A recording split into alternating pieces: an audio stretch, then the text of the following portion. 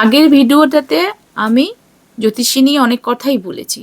ছোট্ট একটা ভিডিও ছিল, সব কথা বলে উঠতে পারিনি বলে এই ভিডিওটা বানাচ্ছি। একটু হোল্ড করে শুনে যাও, আশা করি তোমাদের ভালো লাগবে। আমি রীতা সেনপাল, ছোট্ট একটা অ্যাস্ট্রোলজার। আমার নিজস্ব কোনো পরিচয় এখনও তৈরি হয়নি, আমি তো এই ভিডিওগুলো বানাচ্ছি। যদি ভালো লাগে তাহলে সাবস্ক্রাইব করে নিতে পারো, আর ওই ছোটো ছোটো ট্রিক্সের কথাবার্তা আমি বলবো। তো আজকের বলছি জ্যোতিষী নিয়ে কেন। তোমাদের প্রত্যেকের উচিত জীবনে একবার করেও তোমাদের ডেট অফ বার্থটা জ্যোতিষীর কাছে দেখিয়ে নেওয়া। এবার ঠকো কারা? রেমেডি করতে গিয়ে ঠকো, ভুলভাল বোঝাচ্ছে, ভয় দেখাচ্ছে। কেন তোমরা ভয় পাবে? তোমার জীবন সম্পর্কে তোমার জানার অধিকার আছে। বিশ্বাস করো না, করতে হবে না বিশ্বাস। তুমি দেখবে, তুমি শুনবে, শুনে চলে আসো। বিশ্বাস করছো না, করো না, দেখবে সময় তোমাকে দেখবে সব প্রশ্নের উত্তরগুলো মিলিয়ে দিয়ে যাচ্ছে, যদি সঠিক জ্যোতিষীর কাছে যাও। কারণ কিছু কিছু জিনিস তোমার ছকে আসে, আর গোচর ফল হচ্ছে মেন। কেমন গোচর ফল, কেমন টাইপের ফল দেয় সঠিক করে বলে দিচ্ছি। যেরকম আমাদের আইনের দেখবে একটা সিম্বল আছে, একটা মেয়ের চোখে পট্টি বাঁধা, কালো পট্টি বাঁধা, আর তার হাতে একটা পাল্লা দেওয়া আছে, দুটো সমান সমান, ন্যায় অন্যায় দুটো সমান সমান ব্যালেন্স করার জন্য একটা সিম্বল দেওয়া আছে। আমি ডিটেলস অত যাচ্ছি না, শর্টের মধ্যেই বলছি। তো দেওয়া আছে। আমাদের গোচর ফলটা হচ্ছে ওই রকম। আমাদের গ্রহগুলোর মধ্যে কিছু গ্রহ তোমাদের ছকের মধ্যে থাকবে পজিটিভ, কিছু নেগেটিভ। জ্যোতিষ মানে নেগেটিভটাকে তুলে ধরবে। ডাক্তারের কাছে যাবে কিসের জন্য? অসুস্থ হলেই তো, তো জীবনের কষ্ট সমাধানের জন্যই তো জ্যোতিষীর কাছে যাওয়া। তারপরে ডাক্তার দেখাবে, ডাক্তার প্রেসক্রাইব করে দেবে মেডিসিন। তুমি কি খাবে তোমার ডিসিশন, তুমি খাবে কি খাবে না তোমার, তোমার যন্ত্রণা কতটা, পেইন কতটা, তার উপর। ঠিক আছে?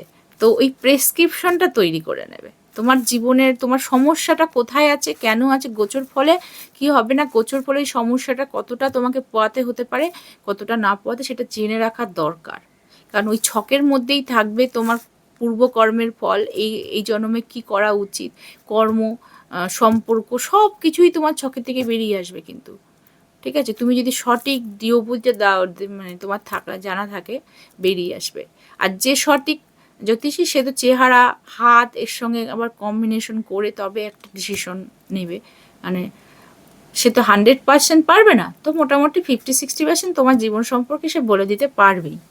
ঠিক আছে? 100% ক্ষমতা নেই আমাদের মতো সাধারণ মানুষের। ঋষিদের ক্ষমতা আছে, আমাদের মতন মানুষদের নেই। তা আমি অত বড় কথা বলতেও চাই না। তো এটা তোমাদের যদি ভালো লাগে, এই ধরনের আরও ভিডিও যদি চাও, তাহলে আমি দেব। আমার নিজের যে সীমিত জ্ঞান আছে সেগুলো তোমাদের সঙ্গে শেয়ার করব। এটাও শেয়ার করলাম। আরেকটা কথাই বলি, ছকের মধ্যে না কর্মফলটা থাকে। মানে তোমরা কোন কর্ম করলে এগোবে, মানে কোন পথে গেলে এগোবে, কেউ চাকরি করবে না ব্যবসা করবে, তোমার ছকের মধ্যে থাকবে। তুমি কি ধরনের কর্ম করবে সেটাও তোমার ছকে থাকবে। তোমরা সেই ধরনের কর্মগুলো করলে না, অলরেডি ধরো তার ফল একটা তোমরা নিয়ে এসছো। কেউ 60%, 70%, 50%, 40% কিছু একটা ফল নিয়ে এসো, সেই পথে গেলে না তোমার বাকি যে পার্সেন্টেজটা আছে 100% হওয়ার জন্য, সেইটুকু এফোর্ট দিলেই তোমরা সেটা অ্যাড করে নিতে পারবে।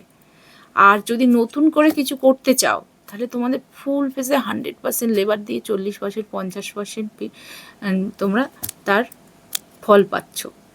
আর যদি তোমরা পুরনো ছকে থেকে যদি তোমরা দেখে সেখান থেকে যদি তোমরা একটা রাস্তার চয়েস করো না, তোমাদের ফলটা অলরেডি আছে। কিছুটা কর্মের ফল তোমরা নিয়ে এসছো, আর কিছুটা অ্যাড করলেই পেয়ে যাবে। এরকম একটা ব্যাপার। পরিশ্রমটা কম করতে হবে।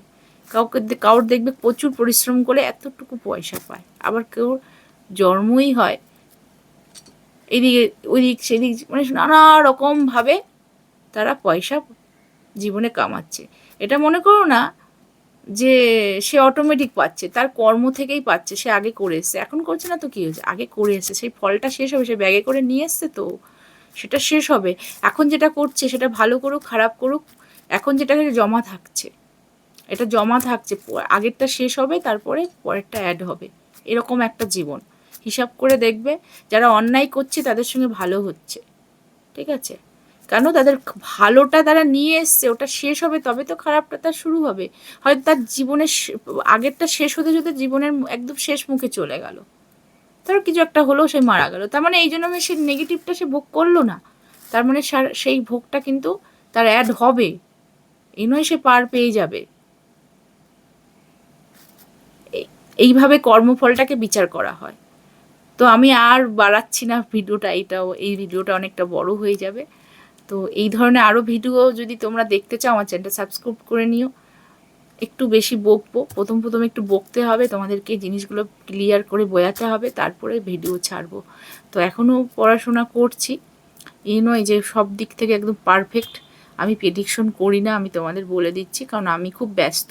আমি একটা হাউস ওয়াইফ, আমার 2 বাচ্চা আছে, করব প্রেডিকশন করব সময় আসলে, একটু গুছিয়ে নিই তারপর।